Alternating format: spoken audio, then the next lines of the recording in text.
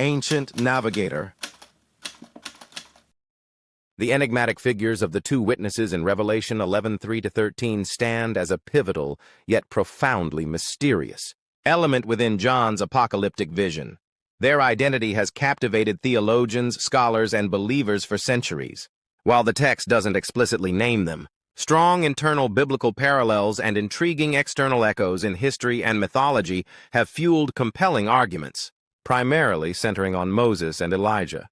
This research delves deep into the text of Revelation 11, explores the powerful internal biblical resonances, examines relevant historical and mythological contexts, and rigorously evaluates the leading candidates for their identity.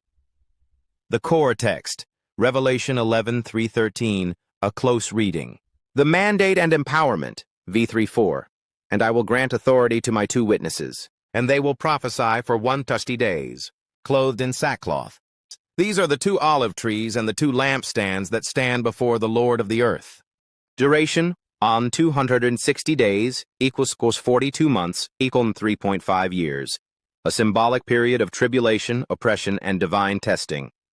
Dan 7:25-12:7, Reverend 12:6-14. Attire. Sackcloth signifies profound mourning, repentance, and prophetic denunciation of sin and impending judgment. Jonah 3:5-6, Isa 22:12. Joel 1:13.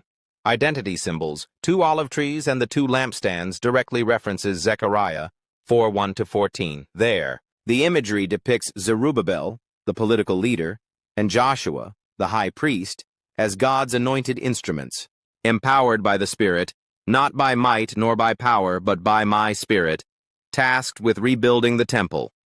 Applied to the witnesses, this signifies divine empowerment and sustenance. Olive trees equals source of oil, lampstands equals light. A dual role, priestly, intercession, testimony before God, and prophetic, kingly, proclamation, authority on earth, standing before the Lord of the earth, indicating their direct commission and authority from God. Authority and power, verses 5-6. And if anyone would harm them, fire pours from their mouth and consumes their foes. If anyone would harm them, this is how he is doomed to be killed. They have the power to shut the sky, that no rain may fall during the days of their prophesying. And they have power over the waters to turn them into blood and to strike the earth with every kind of plague, as often as they desire. Defensive power, fire from the mouth evokes both prophetic judgment, Jeremiah 5:14, and divine protection, 2 Kings 1:9-12. Harming them results in immediate divine retribution. Specific miraculous powers, shutting the sky, no rain, directly mirrors Elijah's confrontation with Ahab and the prophets of Baal, 1 Kings 17:1, 18:1, 41-45, James 5:17. Turning waters to blood and striking with plagues, unequivocally recalls the plagues of Egypt, particularly the first plague, Acts 7:14-24, which was instigated through Moses and Aaron. The phrase every kind of plague broadens the allusion to encompass Moses' entire ministry of signs against Pharaoh, opposition, death, and scorn, v7:10. And when they have finished their testimony, the beast that rises from the bottomless pit will make war on them and conquer them and kill them. And their dead bodies will lie in the street of the great city that symbolically is called Sodom and Egypt, where their Lord was crucified. For 3.5 days, some from the peoples and tribes and languages and nations will gaze at their dead bodies and refuse to let them be placed in a tomb.